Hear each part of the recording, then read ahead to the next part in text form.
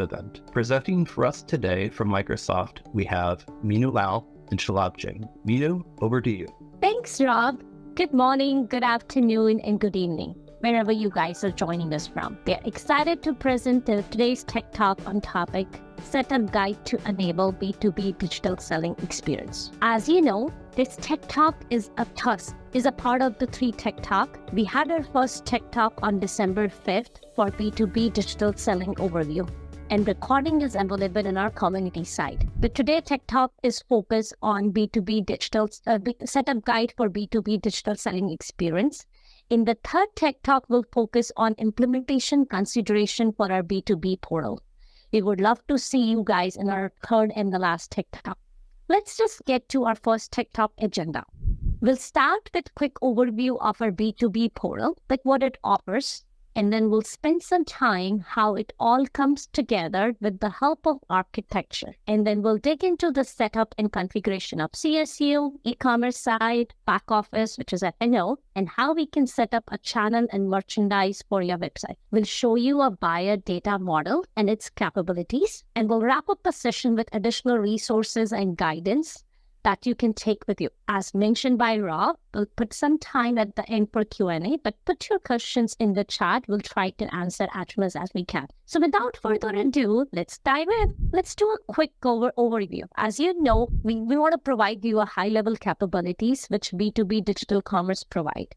We also covered this. We have covered this detail in our last Tech Talk. Microsoft Dynamic Commerce provides a comprehensive suite of features for B2B commerce site. These features are designed to optimize the workflow of B2B user and provide a seamless, personalized experience. It empowers the customer to decide when, how, and where they want to purchase. It brings powerful, intelligent, and user-friendly capabilities of B2C commerce to your business partners. Here's some high-level features which commerce provide, like out of the box, quick ordering, order on behalf, account management, customer-specific catalog, and contract pricing. Now we have seen the high-level capabilities. We want to see how it all comes together with the help of architecture. So if you see in the middle of the screenshot, you would see a headless commerce engine or a commerce scale unit, which serve as a central point for all commerce channel, including in-store and e-commerce channel. It also serves as a single point for all third-party channels. It serves as a central integration point for all commerce business logic and powers a complete omni-channel solution across physical and digital stores. Headless Commerce Engine is also shared among the various Dynamics 365 applications such as Dynamics 365 Commerce, Dynamics 365 Supply Chain Management, and Dynamics 365 Finance as shown in the left of the diagram. It also provides a set of interconnected business processes that user can immediately benefit from. Therefore, there is a seamless flow of business processes across various functions in the organization. On the top right side, you would see the e-commerce site and the site builder. Site builder is a web authoring interface for the content management and the storefront website rendering system. The system is designed to be highly customizable, which also maintain regularly and the service-level components. So now it shows you all together how headless commerce can help you fully integrate your channels and your back office. Now you get an idea of how B2B digital commerce is connected with F&O and other apps. Let's switch gear and talk about B2B setup. So first thing you would do before you start utilizing any of the B2B, you need to deploy that, right? As a high level, the B2B e-commerce deployment consists of 3 steps. First, you would deploy a CSU from LCS. Then you would do your Azure Active Directory setup. And the third step is doing a deployment of e-commerce site from LCS. So this is the first step.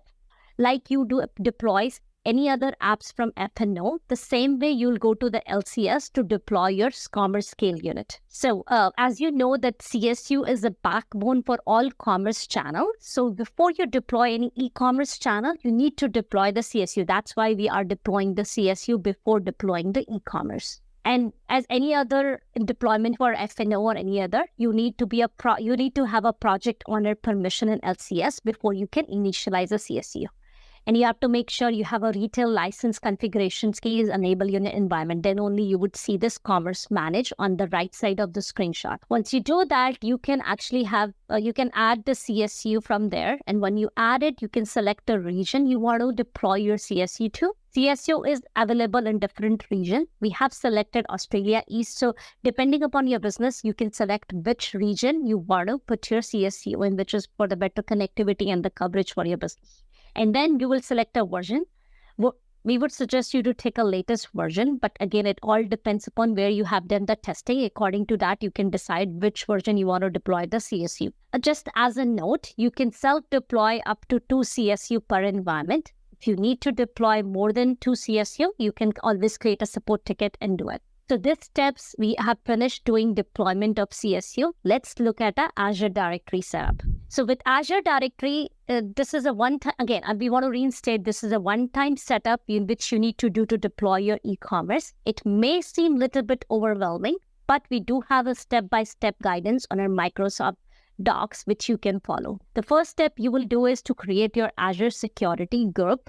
This security group will be used when you create your e-commerce site, which would be an e-commerce system admin. The next one is the Azure B2C tenant, which is required for the site authentication and supports user credentials and authentication flow like sign in, and reset password. The user record in B2C tenant will store either a B2C local account record or a B2C social identity provider record. This B2C records will link back to your customer record in the commerce environment. So you can say this is a way to link your customer to your website user and password. Azure AD B2C stores sensitive user authentication information as mentioned, such as username and password. Once you do your B2C tenant, you will create a B2C application within your Azure Active Directory tenant so that you can interact with the commerce. Next is the user flows. User flows are the policy that used to provide you secure sign-in, sign up, edit profile, and forget password for the user experience. Dynamics 365 uses these flows to perform a policy interaction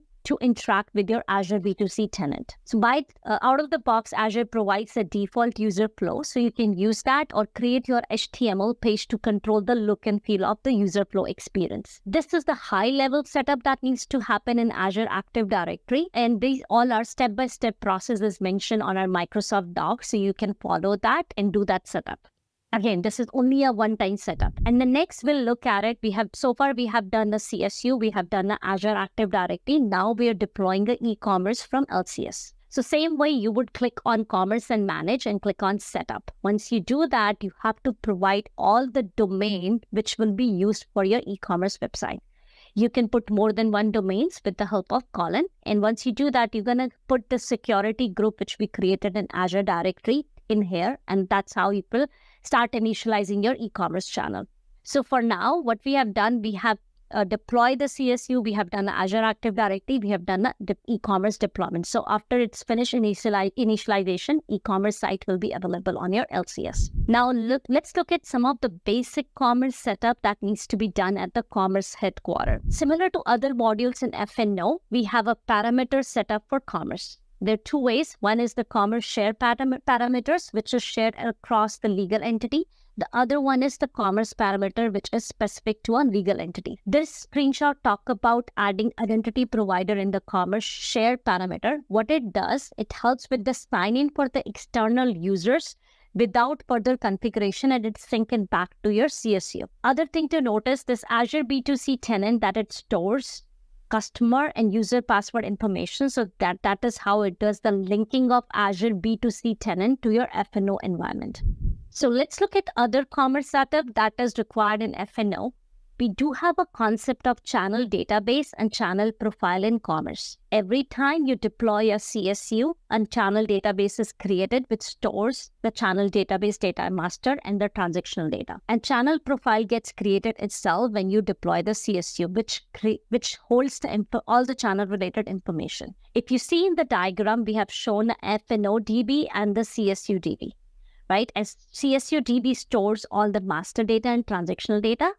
From F&O, the download jobs move those sync that data from F&O to CSU. So if let's say if I'm creating a new item, new inventory or anything item, that would be synced to the CSU. Just to understand that how it does, right? I mean, just to understand it, so SQL store all the data with the tracking. So the modification of records are tracked through SQL Server change tracking.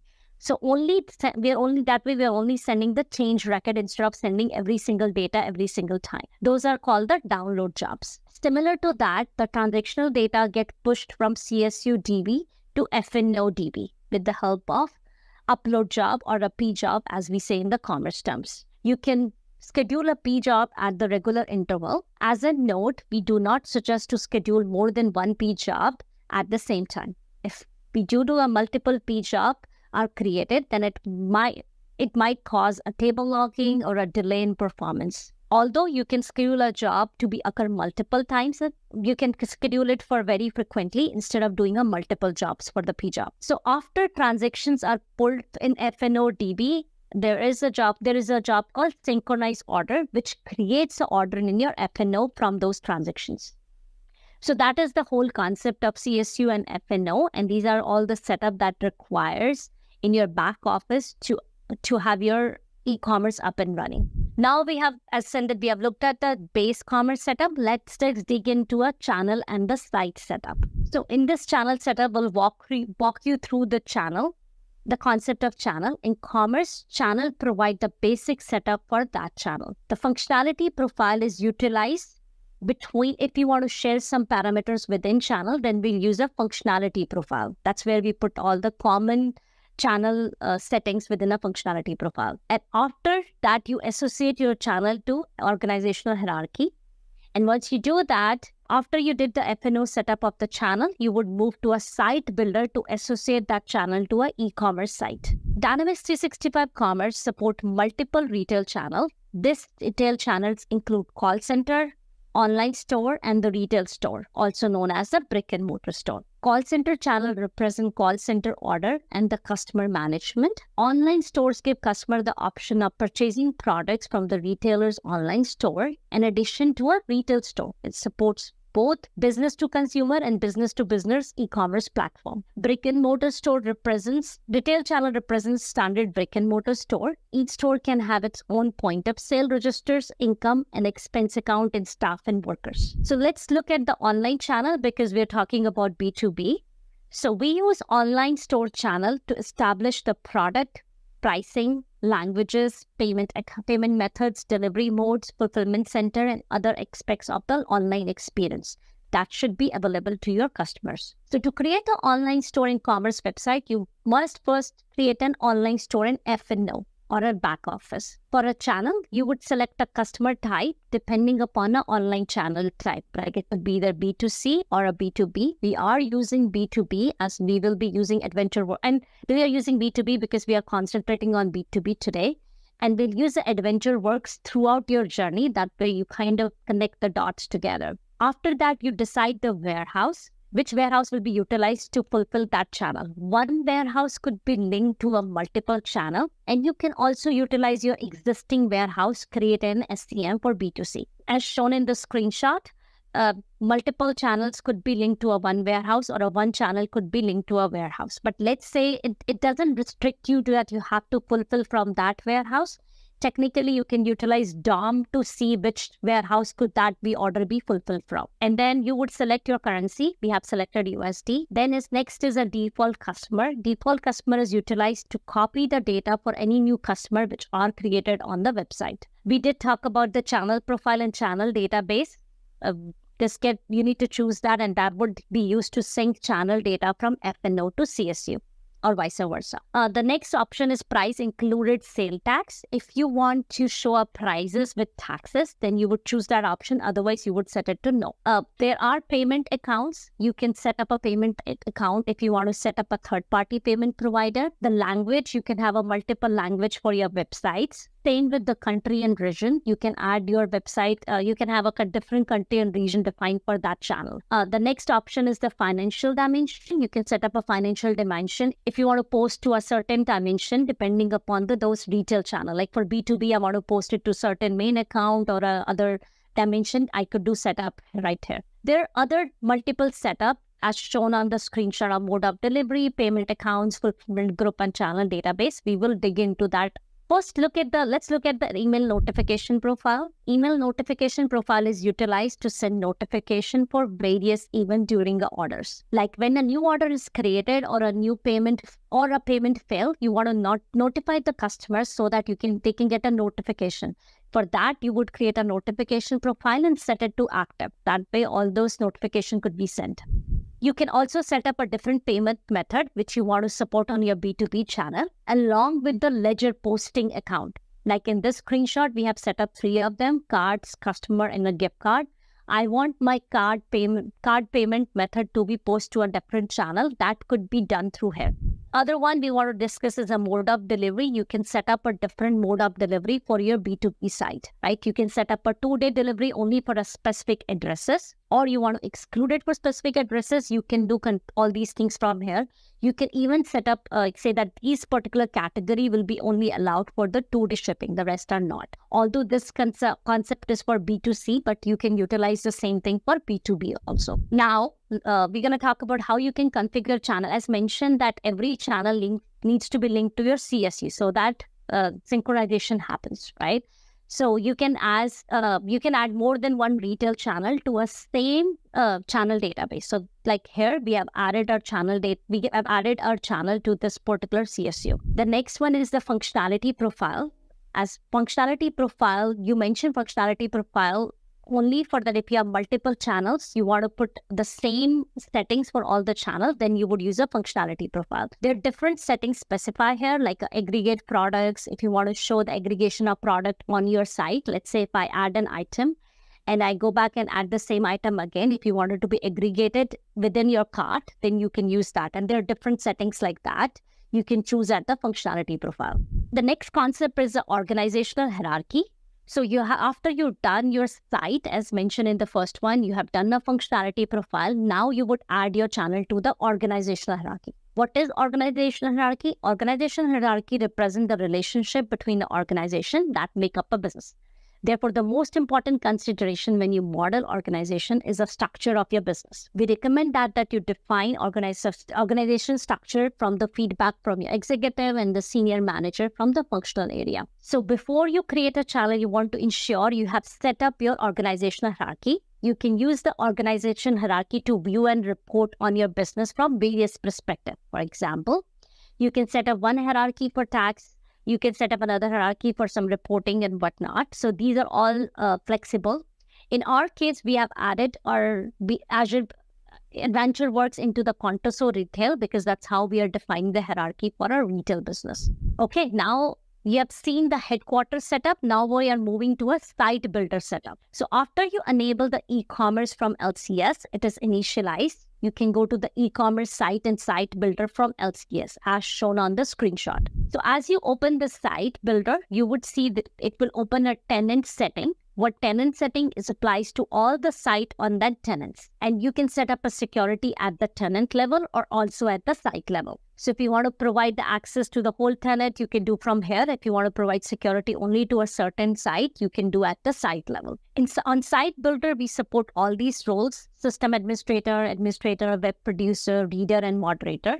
Like web producer role can create pages, fragments, and different templates. And there are different features which you control at the tenant level, like omni-channel media management. If you want to turn on that feature, you can do from the tenant level setting itself. So from that tenant, you can create a new site. When you do that, you would actually select your site name and you would put your Azure security, a site administrator security group and channel. You would link your channel to that to new site, like we have done the Azure B2C. So we can select that Azure B2C channel from here. Then we can choose the domain and the theme. Out of the box, we provide 2 themes. One is AdventureWorks, another one is a Fabrican. We are choosing AdventureWorks, and then we'll choose the site type, which is Azure B2. We'll choose Azure B2B here, and then we'll create a website. So after a site is created, it shows as shown in the screenshot.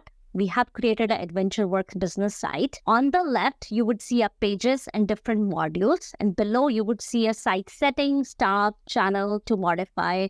And you can also, as mentioned, there is a tenant level security and there is a site level security. So same way, you can set your channel level security from here, site level security from here. And there are features which you can control at the site level.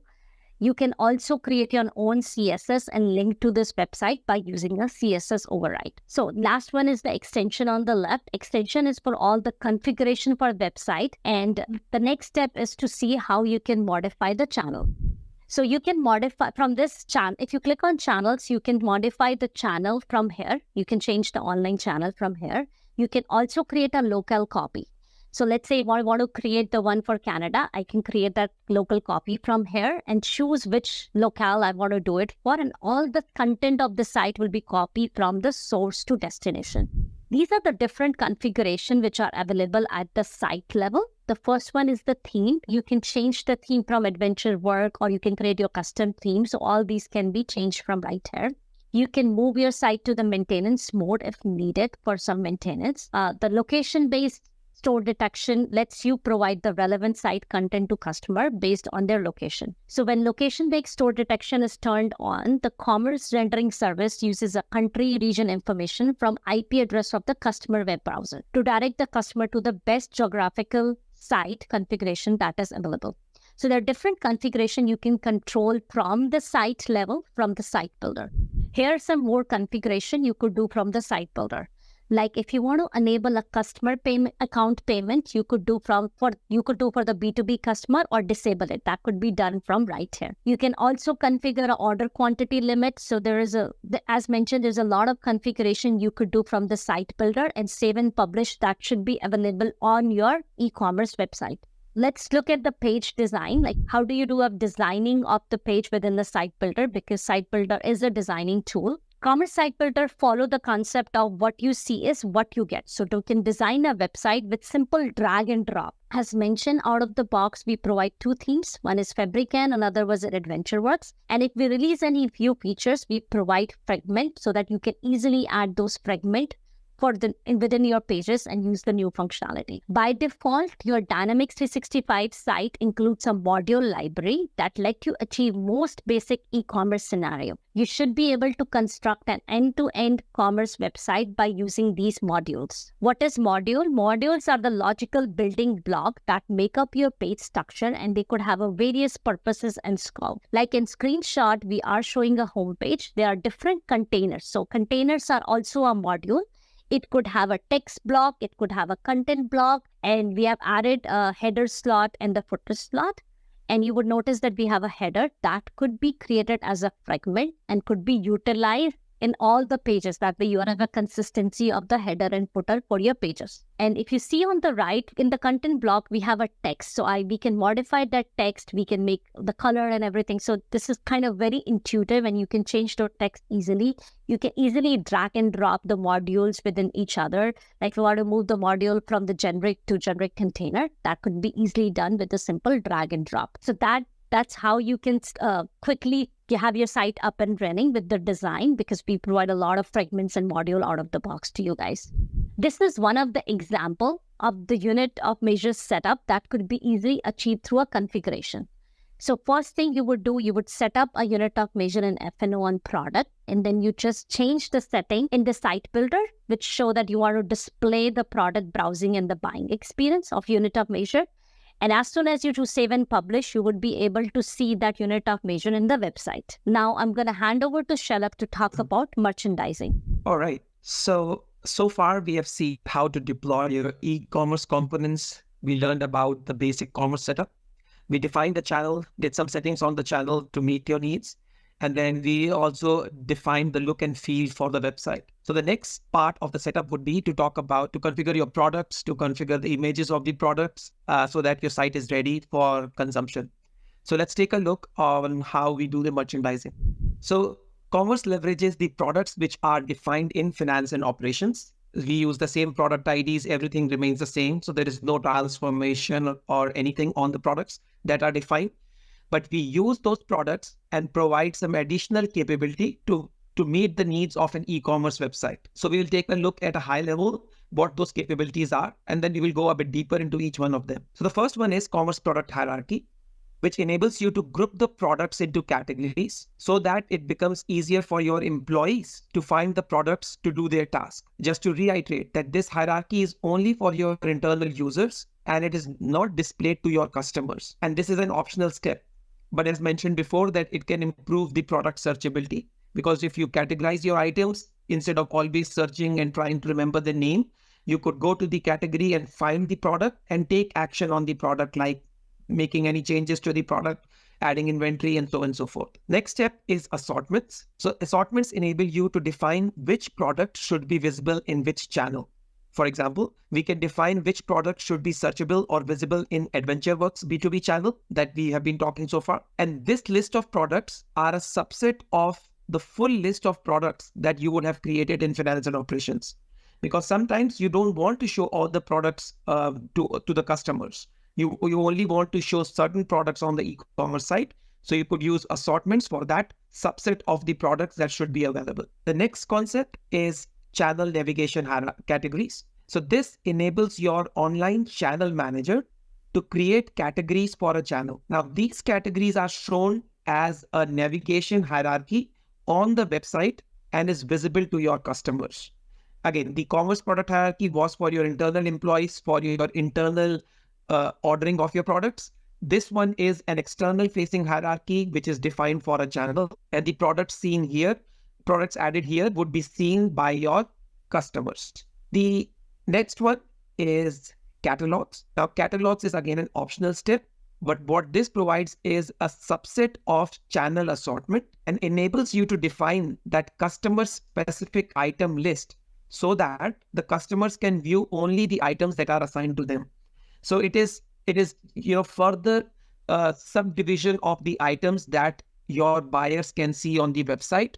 And it's an optional step if you want to. Otherwise, all customers, when they log in, they see the same products as assorted for that channel. The next step would be prices and promotions. So once you have defined items the way you wanted, you have defined how they should look up in the hierarchy. The next step is to define prices for them.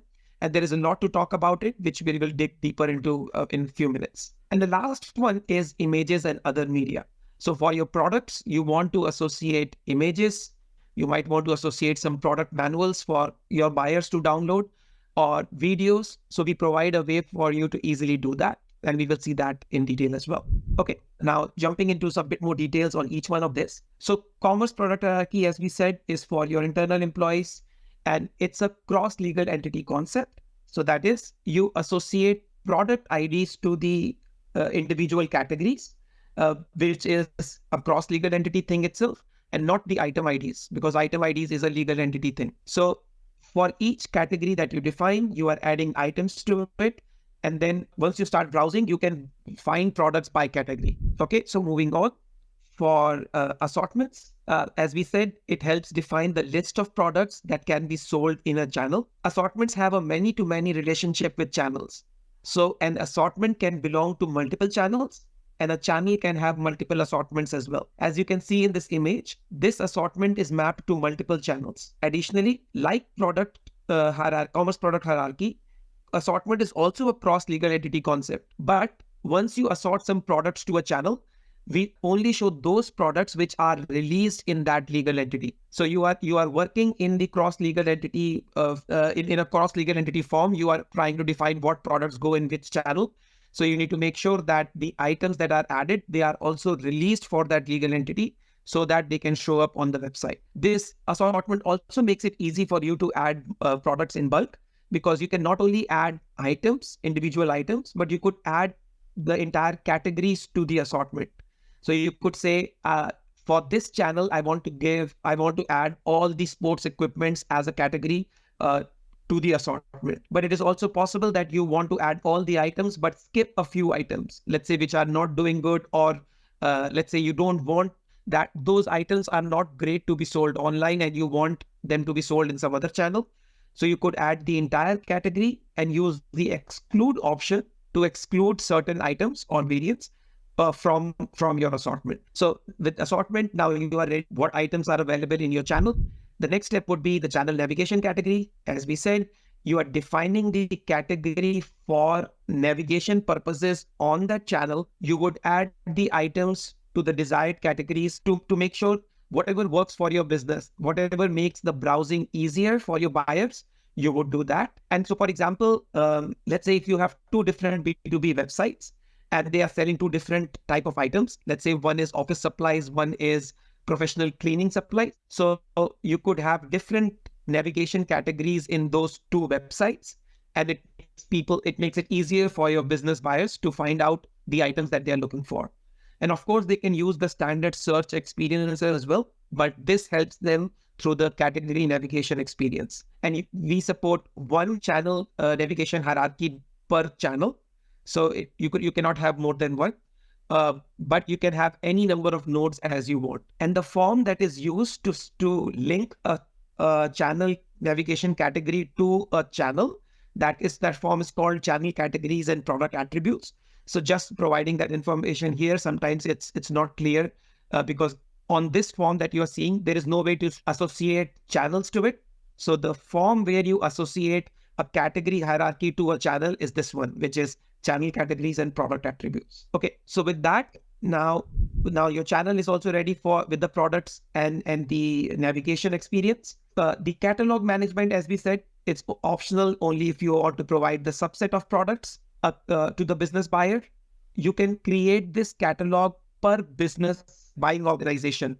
So you could say that I define unique set of items for each business, and you can create one or more catalogs per business.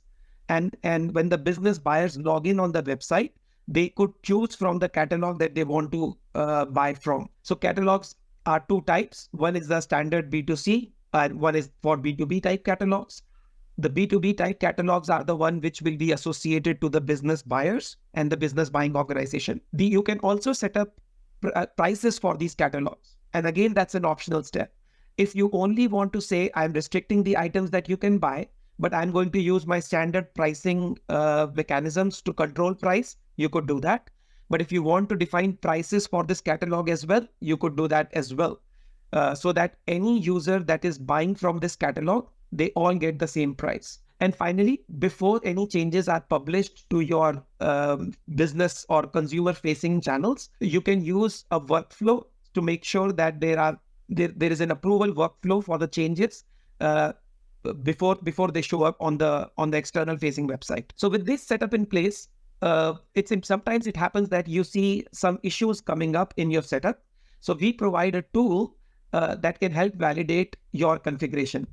So that's called Merchandising Configuration Validator. So it will help you proactively find any issues in your configuration, and some issues like, let's say you have a channel which support 2 languages, right? Let's say for Canada, it is English and French, but you have missed to add translations for certain products.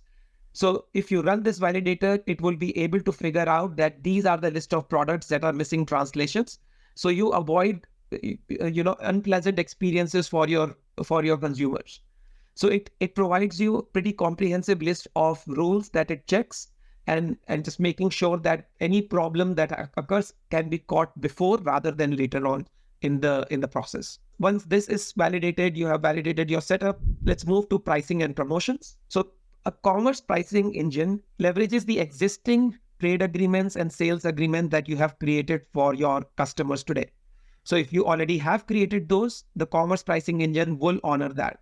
So if you don't do anything else and your business buyers are logging in, we will be able to identify that for this customer, this is the price trade agreement defined, or this is the sales agreement defined, and we will honor that price. But with the help of commerce pricing engine, you can do much more than what you get out of the box from the traditional supply chain pricing. So, and to explain that concept, the key thing here is the price group, which you see in the first image at the center. So on the left-hand side of this price group, you have the various entities that could be associated to a price group. And if an entity can be associated to a price group, that means that you could define pricing and promotions for that entity. And hence, what we support using this combination is you could have a channel-specific pricing. So any customer buying in your B2B channel can get special price as compared to a B2C type channel, or a call center, or a store, or whatever channel you have. Similarly, catalogs, we did touch upon that you can, at a catalog level, there is a price group association. So you could have catalog specific pricing. Similarly, you have customer specific pricing. And then there is a way of grouping customers into affiliation and loyalty programs. So you could say that any customer that works for or any NGO type business, if they are buying on my B2B site, I want to give them special discounts. So you could assign an affiliation to those customers, and so that our system recognizes that these customers belong to that affiliation, and hence they get this price. And same for the loyalty program as well. And the important thing is that we provide ways of defining priorities. So you could say the highest priorities is the catalog, the second priority is my channel, third priority is my groups. You could play with that priority and define how should the system choose which, if you have created prices and discounts at multiple levels. On the right hand side of the same image, you would see the prices and discounts. And basically what that means is this shows all the prices and discounts which can be associated to a price group. And hence the prices and discounts would be available in the appropriate entity, that is channel, catalog, customer, or affiliation and loyalty programs. And once you have done all this setup, we also provide you a tool called Price Simulator, where you could add items and validate the prices that you are getting. Is that correct? You could add a customer to mimic the sales transaction and see whether the discount and prices are coming correct, or you could just test it without a customer, without a specific customer, and just test it in general, that whether the pricing and discounts is coming up correctly or not. All right. And finally, the final step is images, setting up images to your products, images and other media. So in the site builder, which Meenu touched upon, we have this tool called Omnichannel Media Management, which allows you to bring in products, bring in the images for the products. And you could have a channel specific image, or you could have a general omni-channel image. And some use cases for that would be that, let's say for the same product, you might want to show a different image in one country, but you want to show a different image in another one. So you have those kind of flexible options as well. We automatically handle the imaging, the resizing of the images based on the device that the user is using. And interestingly, you could also create a swatch out of the product image. So you could just zoom in on an image, and you can capture a portion of that image and make that as a color swatch and make it available for your users to easily see that, okay, the product is available in these different size, color styles, and these combinations of colors as well. And finally, we support these bulk operations via bulk exporting and bulk importing. So you could take these actions in bulk. So that concludes the merchandising setup. And with that, you have now channel ready, you have your product ready for navigation, you have images and other medias like PDFs and videos. Let's take a look at how we handle the data modeling for your business buyers. This is not a part of setup, but this is something important to understand how things are working underneath. So let's take a look at how we manage this relationship between buying organization and buyers. So customer hierarchy is the entity that helps with this linkage. So the screenshot that you see on your screens is an example of a customer hierarchy, which is created for a business called Microsoft Purchase. And this is your buying organization. And then you have in the hierarchy nodes, you see some of the buyers of the organization. So this is a way for you to link a buying organization and the buyers within that organization who are allowed to buy from the B2B e-commerce site. It is required for each buying organization to be a part of a hierarchy. Only then they can access a B2B site.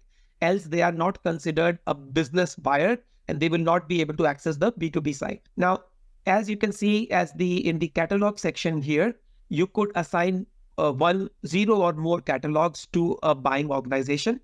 If you don't want to work with catalogs, you only work with assortments, then all business buying organizations will get the same items.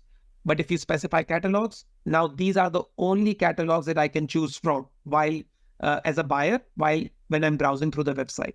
Again, coming to the hierarchy section here, as an employee, as you who's managing the website, you can remove users on for the business buying organization.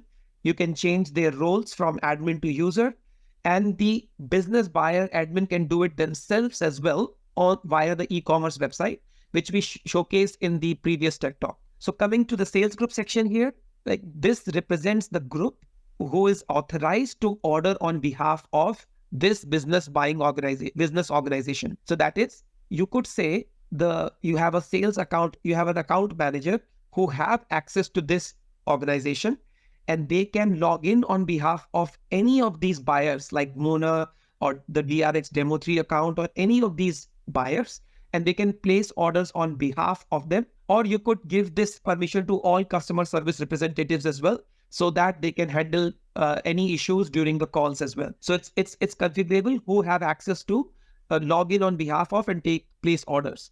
And once you do, basically we clearly show that this order was placed on behalf of someone. And finally, all these actions can be done in bulk as well. And we have listed all the data entities for using which you can manage.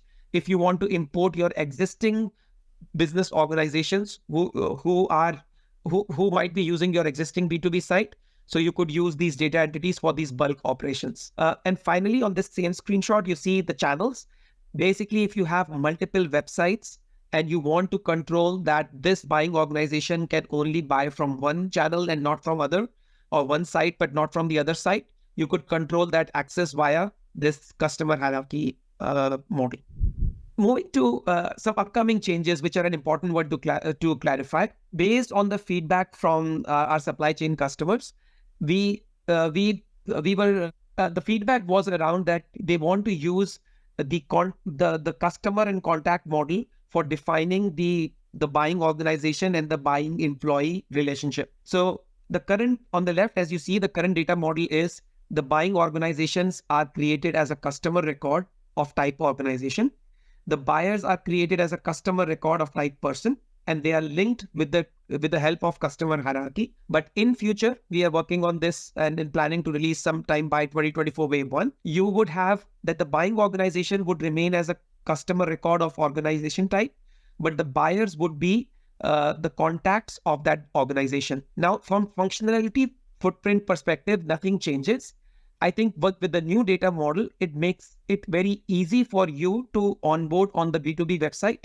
But even with the current model, you can achieve everything that you can do with this new model that will come up. So for example, in this existing model, even though the buyer one is placing the order, but the invoice can be sent to the buying organization by using the invoice account. The buyer one can have the same addresses as the buying organization addresses. So buyer one can ship to the address which is of the buying organization address.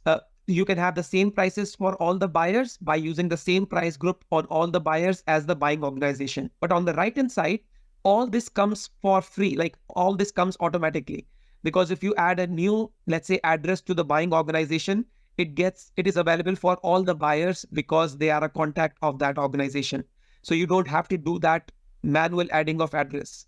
You don't have to do the manual creation of price groups at the buyer level because pricing can only be done at the buying organization level. So the capabilities wise, there is a parity, but definitely the new data model would simplify this all these experiences. But you don't have to wait for this one to come to get released, because we will provide you a migration strategy. We'll provide you a migration path to move from your existing data model to the new data model. Because we have existing customers who might want to move as well. So we will provide you a path that you can, with minimal disruptions, you would be able to move, leverage the newer data model. So with this, I think this completes the setup scenarios, any important backend capabilities that you would need to understand what is happening on the B2B side, how things are working. Let's take a look at a very high level of what business buyer sees, what capabilities are we offering. And to start with that, I'll just provide that with the capabilities that you're going to see shortly, the B2B e-commerce enables the entire prospect to cash business process for you. So starting off from the onboarding on the B2B portal, which could be done from either the portal itself or from the back office. It's both ways. Once the onboarding or request has been submitted by the potential buyers, the request comes in the all prospects form, and the people who are managing these leads can can take an action to approve or contact with them to get more information. Once the business buyers are approved, they can view these items on the website. They can sign in and see their catalogs. They can place orders for fulfillment, and they can place the orders, or your employees who are allowed to order on behalf of, they can place orders. And finally, once you have fulfilled that order using the standard supply chain mechanisms for fulfilling, an invoice is generated. That invoice would be visible on the website for your business buyers to view it or pay it directly on the B2B website. And we covered these in details in the first Tech Talk, whose video is available as the link in the later slide. But next, we will just do a quick 3-minute video, which not only covers the B2B aspect, but also touches upon how you could use it for direct to consumer scenarios as well, because our B2B site uses the building blocks of B2C. So let's take a look at a quick 3-minute video. Introducing AdventureWorks, a global manufacturer and reseller of high-end outdoor equipment and apparel.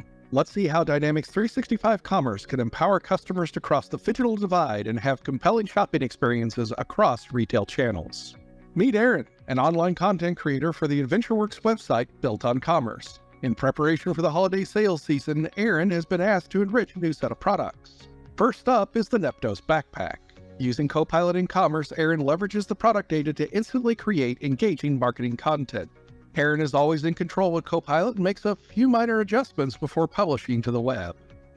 Meet Karen, who is at her home in Seattle preparing for a big trip to Hawaii. She and her husband can't wait to set off, but she still needs to pick up a few items that will make the trip even better.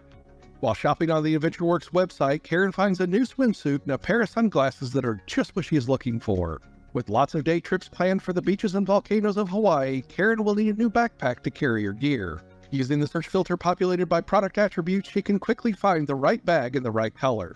Landing on the Neptos backpack product page and reading through the enriched content, she feels this is the bag for her and adds it to her cart. The AdventureWorks Seattle store is near Karen's office, and she prefers the convenience of paying online and picking up her purchases in the store the following day. Meet Andrew, a sales associate at the AdventureWorks flagship experience center in downtown Seattle. Andrew is preparing last night's online orders for pickup throughout the day. Using Store Commerce's mobile retail solution, Andrew knows exactly where the products are in the store and prepares them for Karen.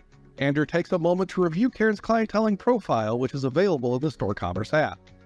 Using the clienteling feature, Andrew can learn more about Karen's purchase history across online and in-store purchases, her buying preferences, choice of complimentary beverage, wish list, and next best actions to promote sales. But commerce is about more than enabling streamlined consumer retail transactions. It can also enable compelling business-to-business scenarios. Meet Mona, a primary business buyer for Northwind Traders, a high street retailer who carries AdventureWorks products. Mona is preparing the Northwind stores for the upcoming holiday season and wants to ensure she is including a selection of AdventureWorks products. Mona is logged into the AdventureWorks B2B portal and selects the Northwind's catalog to see products and pricing that are unique to the resale agreement between the two companies. Mona sees the new Neptos backpack and after learning about it, thinks it'd be a great addition to Northwind's product line. Using the matrix ordering view, Mona can quickly order a range of colors and sizes with just a few simple mouse clicks. Mona believes the Neptos backpack will be a strong seller for the Northwind store, so she adds it to her reusable order template, making future orders faster. Mona adds the contents of the order template to her cart and checks out using Northwind's credit line. A month later, all of Mona's products have arrived, and she logs into the AdventureWorks website to retrieve her final invoice in PDF format for Northwind's purchase records. Mona can also quickly pay for her order online using Northwind's procurement team credit card. Satisfied that Northwind's has a great selection of AdventureWorks products for the upcoming holiday season, Mona moves on to her next procurement task. As we have seen, by leveraging the power and capabilities of Dynamics 365 Commerce for omnichannel retail operations, AdventureWorks can sell direct to consumers in-store and online. All right. So with that, it concludes the main portion of the presentation where we talked about the setup. We talked about, as a video, we saw what capabilities your business buyers experience. So as we said in the beginning, that this Tech Talk was a part of 3 sessions. And the next session would be about the implementation consideration if you're considering deploying B2B portal. So please join us for that session as well. For learning more about what things to be considered before you go live with the portal. And then you have these references for various artifacts where you can learn more about commerce in general. You can see some more videos as well.